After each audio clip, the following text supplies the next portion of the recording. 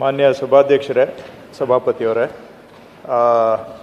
ಜಮೀನು ಬೇರೆಯವರಿಗೆ ಕೊಡಬಾರ್ದು ಅನ್ನುವಂಥ ವಿಷಯವನ್ನು ಅವರು ಹೇಳಿದ್ದಾರೆ. ನನಗೆ ತಿಳಿದಾಗೆ ಯಾವುದು ಬೇರೆಯವರಿಗೆ ಕೊಡುವಂಥ ಪ್ರಸ್ತಾವನೆ ಎಲ್ಲೂ ಕೂಡ ಚರ್ಚೆ ಆಗಿಲ್ಲ. ಸೊ ಆ ಒಂದು ಪ್ರಸ್ತಾವನೆ ನಮ್ಮ ಮುಂದೆ ಇಲ್ಲ. ತಮ್ಮ ಭಾವನೆ ಏನಿದೆ ಇದು ಇದೇ ಉದ್ದೇಶಕ್ಕಾಗಿ ಕಾಯ್ದಿರಿಸಬೇಕು ಅಂತ ನಮ್ಮ ನಿಲುವು ಕೂಡ, ಸರ್ಕಾರದ ನಿಲುವು ಅದೇ ಆಗಿದೆ. ಸೊ ಹಾಗಾಗಿ ಬೇರೆಯವರಿಗೆ ಕೊಡುವ ಯಾವುದೋ ಒಂದು ಕೆಲಸ ಆಗೋದಿಲ್ಲ. ಎರಡನೇದು, ತಾವು ಈ ಮ್ಯೂಸಿಯಂ ಬಗ್ಗೆ ಭಾಳ ಹೆಚ್ಚಾಗಿ ಪ್ರಸ್ತಾಪ ಮಾಡಿದ್ದೀರ. ಶ್ರೀ ಸಿದ್ದೇಶ್ವರ ಶ್ರೀ ಅವರು ಅವರ ನೇತೃತ್ವದಲ್ಲಿ ತಜ್ಞರ ಸಮಿತಿಯನ್ನು ಮಾಡಿ ಅವರು ಯಾವ ರೀತಿ ಇದನ್ನು ಅಭಿವೃದ್ಧಿಪಡಿಸಬೇಕು ಅಂತ ಶಿಫಾರಸುಗಳನ್ನು ಕೊಟ್ಟಿದ್ದಾರೆ. ಕೆಲಸಗಳು ಅದೇ ಪ್ರಕಾರದಲ್ಲೇ ನಡೆದಿದೆ. ಮ್ಯೂಸಿಯಂ ಮಾಡುವಂಥದ್ದಕ್ಕೂ ಕೂಡ ಅವರು ಕೆಲವು ಸಲಹೆಗಳನ್ನು ಕೊಟ್ಟಿದ್ದಾರೆ. ಅದೇ ಪ್ರಕಾರವಾಗಿ ಸಿವಿಲ್ ಕಾಮಗಾರಿ ಮುಗಿದಿದೆ, ಅಂದರೆ ಕಟ್ಟಡ ಕಾಮಗಾರಿ ಮುಗಿದಿದೆ. ಅಲ್ಲಿ ಹೊಸ ತಂತ್ರಜ್ಞಾನವನ್ನು ಅಳವಡಿಸ್ಕೊಂಡು ಇವತ್ತಿನ ಕಾಲಕ್ಕೆ ಬಸವಣ್ಣ ಅವರ ಜೀವನವನ್ನು ಜನಗಳಿಗೆ ಅರ್ಥ ಮಾಡಿಸುವಂಥ ಶೈಲಿಯಲ್ಲಿ ಮಾಡಬೇಕು ಅಂತ ಹೇಳಿದ್ದಾರೆ.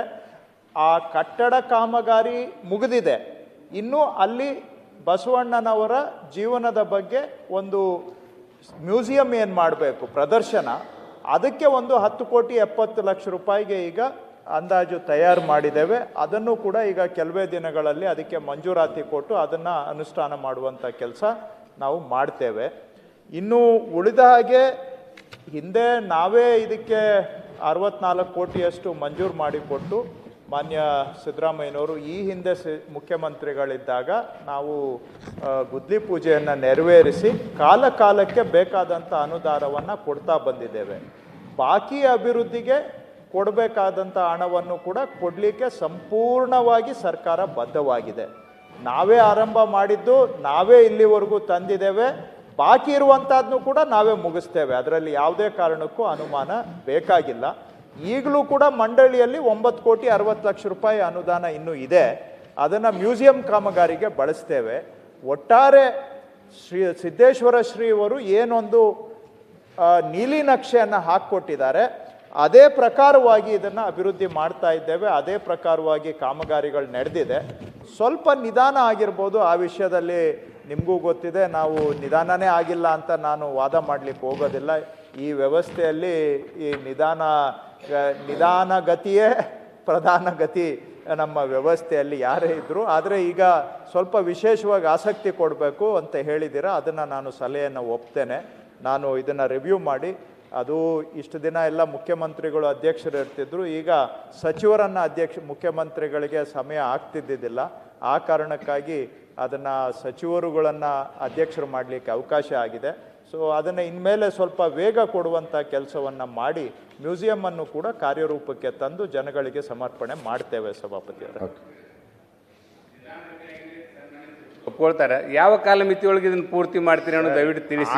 ಆ ಭಾಗದ ಜನರ ಆಶಯ ಆಗಿದೆ. ರಾಜಕೀಯ ಬೆರೆಸಬೇಡಿ. ಇದು ರಾಜಕೀಯ ಬೆರೆಸ್ತಾ ಇಲ್ಲ, ರಾಜಕೀಯ ಬೆರೆಸ್ತಾ ಇಲ್ಲ. 2017ರಿಂದ ಹೇಳೋದಾದ್ರೆ 64 ಕೋಟಿ ರೂಪಾಯಿ ಯೋಜನೆ ಯಾವುದು ಪೂರ್ತಿ ಆಗಿಲ್ಲ. 4 ವರ್ಷ ಏನ್ ಮಾಡ್ತಾ ಇದ್ರು ಹೇಳಿದ್ರೆ ರಾಜಕೀಯ ಬೆರೆಸಿ ಹೇಳ್ತಲ್ಲ, ತಿರುಗಿಸುವಂತದ್ದು.